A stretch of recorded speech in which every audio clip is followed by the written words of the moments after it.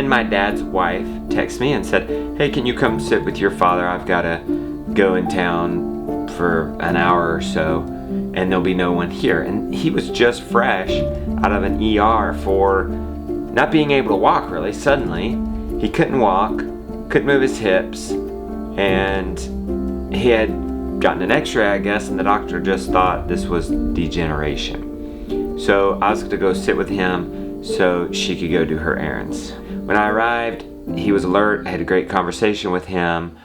I got some work done. Actually, we mostly both were like this. We took a nap together. And for those of you who are current on the vlog, I don't want you to get this confused with the last time I visited. He had to go to the hospital. No, this was just a few days before that. After that, we went about our day and it was pretty much normal. That evening, we hopped on a member webinar and it went great. But at the end, someone asked, how's your father doing? And he was immobile. That was new for him. We were still having a hard time accepting this. He's had a lot of health problems lately. And we shared that.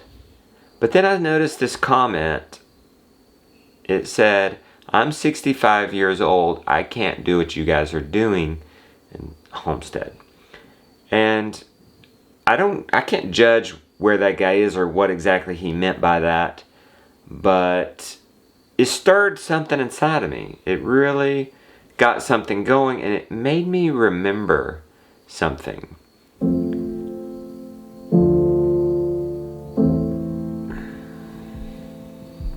I remember wanting to respond to that and tell this gentleman a story, but I couldn't. I was choking up inside. I was holding back tears of joy, of maybe frustration, but mostly pride in my dad. I mustered up the courage and I shared a story that happened earlier that day that I didn't mention. We were sitting silent for a while, and suddenly he starts up a whole brand new conversation with something along the lines of, I'm hoping I get better. I want to plant some sweet potatoes down in this sandy patch. This is coming from a man who cannot walk. This is coming from a man who's 87 years old. This is coming from a man whose doctor told him his bones aren't working because you're getting old. This is coming from a man who's old enough to be a 65-year-old man's dad. This is coming from a man who hasn't even gardened in 30 years. Sweet potatoes. But even before the sweet potato incident, my dad, now being immobile, it's hard for him to get to the toilet. Son, can you go over to the old barn and get me the mobile toilet? And I thought, it didn't surprise me at all, but, think about it. What's he doing with a mobile toilet over in the barn? This just happened. Well, you don't know my dad. While we're here, shall we see what else is in here? A very old style pram, a hospital bed. Yes, that's not gonna be happy. Oh my gosh, a stuffed bear. Oh, good. A nice styrofoam pad. A nice, just in case we need a fan. Oh, if we want some Christmas placemats, we got it, guys. We got it. We got an old ice cream container. Probably got some nails in it. Good plumbing fittings. An old lamp. But we need it. I went over and got this thing. This is the barn I grew up working in. There used to be a rock right here. We used to get hay out of here and feed to the cows. I have a nice memory here. My friend and I, when we were very young, best friend, my dad, seems like he was standing right here. He came up and he said, "Hey girls, how y'all doing?" And we just thought it was the funniest thing.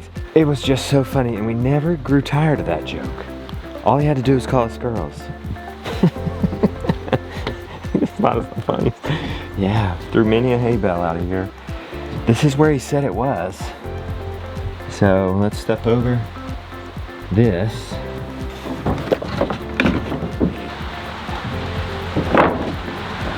Right away I saw the chair. Really? Okay. I honestly wonder how long. That's probably been in here for 30 years. All right, where's this seat? There's supposed to be a seat. There's the seat right behind the stuffed mountain lion. He didn't say right behind the stuffed mountain lion, but here we go. Okay, we found the seat. Okay, we're good. I found my toilet. Here I am walking down a very public street. Nobody, there's no sidewalks. This is out in the country, very public street. Toilet in each hand. Who knows what these people think? But my dad wants it. I'm gonna give it to him. So we go in there. I go inside, and I go in, and we quickly realize this isn't gonna work. So this is literally what happened with this thing. I set it up. It's supposed to be a portable toilet. Well, I'm noticing now it's crooked anyway. But anyway, I said, okay, that's what this is for. This is gonna catch it. Well, no, it's not gonna catch it. Okay, this is a booster. Pop, this is a booster for your toilet. He doesn't need that. No, he doesn't need that. Okay, this should go, but does it go on it for the booster? No, it doesn't even go on. These two don't even. It goes like that. Okay, these two don't even go together. So this is a booster, and I think this might have been a booster or a portable toilet, but we're missing the toilet. So he literally said, well, maybe he could use a bucket. I'm like, okay, all right, we're a Lovable Lou compost style bucket. That'd be great, but it's missing a seat. You can't sit on this.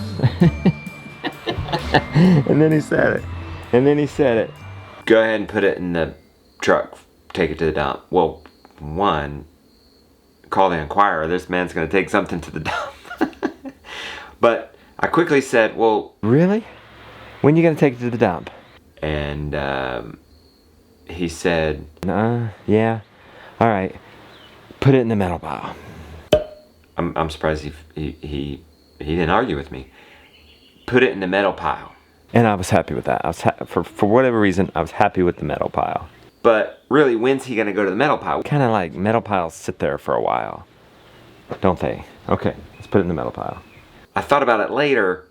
You can accumulate a metal pile. You don't have to do it right away. So, okay, he's realizing he's not gonna be able to take the trash right away. He doesn't want a toilet in the back of his truck for a long time. But having me put it in the metal pile means he's hanging on to hope that one day he's gonna go to the metal pile.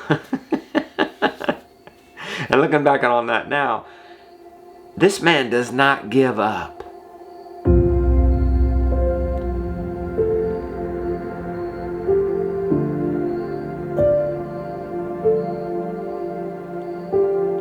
This man is full of hope.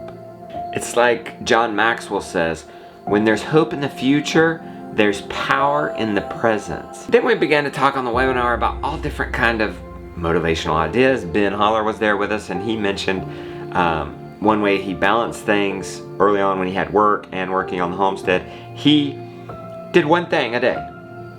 Goes back to the 1% rule. Just make 1% change every day. In like 74 days, you've changed 100%. What's my motto, guys? Just plant. But then it came back to this. If my 87-year-old dad who can't walk, which by the way, they just found out that the dude's got a broken back. He's an ox. He's been going, and it happened since he first started getting radiation, and they put him off that table. That's when it happened. He's been broken back for 8 weeks. He's still hoping to plant some sweet potatoes next spring.